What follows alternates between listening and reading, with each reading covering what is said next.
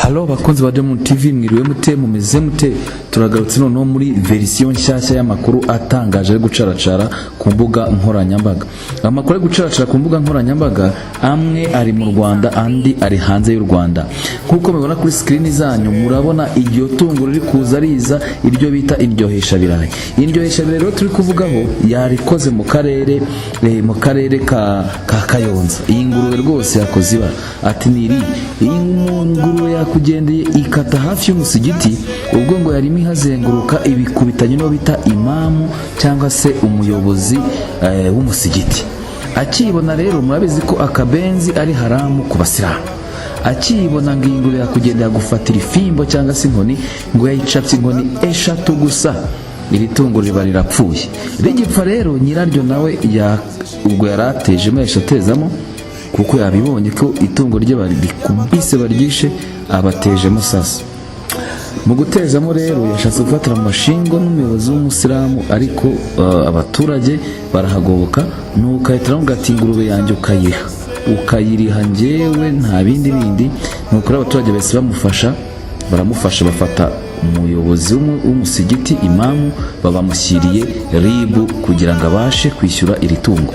Ribu yamufunze, uyu nawe ngo ari gushaka buryo ki, yasabye ko ngo bavuga igiciro iri tungo rigura nuko akaryishyura. Ngayo nguko indi nkuru iri gucaracara ubu ngubu tugezeho ni muri Nigeria, aho umukobwa yakugenda yafata ya kanzu y'abageni nk'uko muri kwibona. Iyi kanzu arakugenda yinjira muri classe, yayijyanye muri classe kubera iki rero, yari afite ikizami rero gihurirana n'umunsi w'ubukwe, nuko ya kanzu yambaye abarayigurukanye no mu ishuri ngo ba.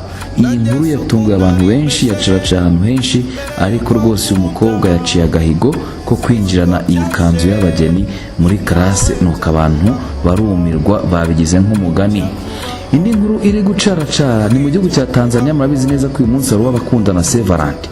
Umugore we yagiye, mu gihe abandi baguraga impano, we yagiye akoresha icyapa kinini nk'uko mubireba. Icyapa yakoresheje arakugenda yakubita ifoto nini y'umugabo we.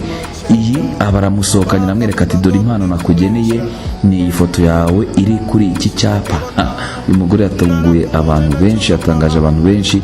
Ngiyo rero impano idasanzwe bigacika agahigo rwose, niyo gukoresha icyapa kinini ugashyiraho ifoto yawe y'umukunzi kuri Saint Valentin. Murabyumva abandi kuntu babigenjeje, namwe rwose ubutaha muzashaka agashya nk'aka ngaka. Iyi niyo nkuru rwose yagaragaye mu gihugu cya Tanzania yatangaje benshi. Nk'uko mubibona hano hajemo ijambo sako. Iyi sako rero nawe yarikoze, ngo ni abakozi bane ba koperative umurenge sako Kazo, yitwa Kazo, iherereye mu karere ka Ngoma. Ubu bari gushakishwa uruhindu nyuma y'uko bagiye rwose barayicucura miliyoni 20.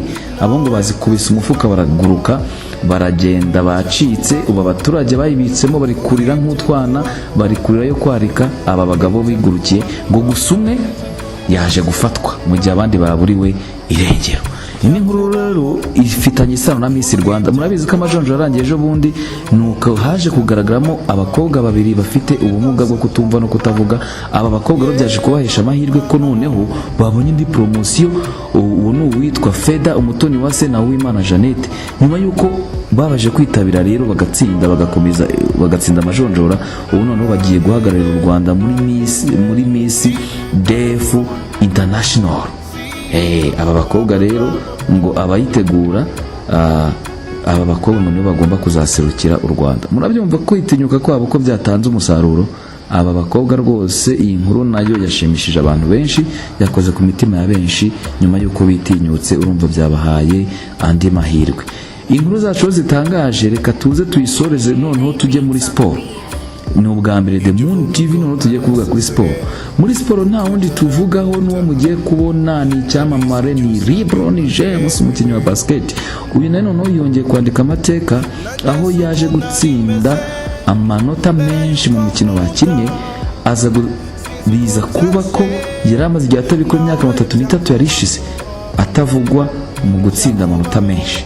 Ariko noneho yagarutse LeBron James, ubu niwe waje kuyobora urutonde rw'ibihe byose muri Amerika, muri NBA, nk'umukinnyi watsinze amanota menshi ku giti cye. Iyi akagahiga gaciye nyuma y'imyaka 33, my friend. Abahungu barakora. LeBron James rero nguwo haba mu mikino bagiye bakina shampiyona ndetse n'indi mikino yo gukuranamo iyo twita za playoffs, uyu LeBron James niwe ufite akagahigo. Ayo niyo makuru arimo aracaracara kuri The Moon TV nakagaruka.